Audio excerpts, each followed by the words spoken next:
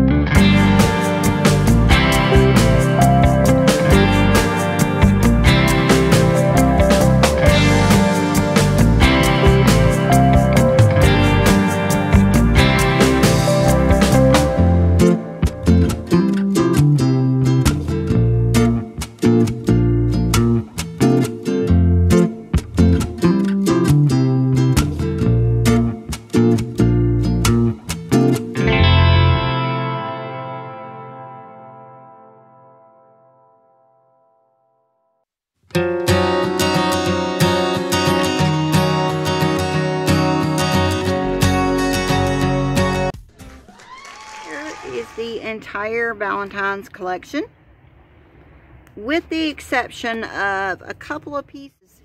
A couple of them are sold, and I forgot to film this before I packaged them up for shipping. If you follow me on Facebook or Instagram, you can still see a picture of those. So I'll give you a look at the entire collection. Oops, that one's turned around. I can show you one in the sun though, so that maybe you can see the colors a little better.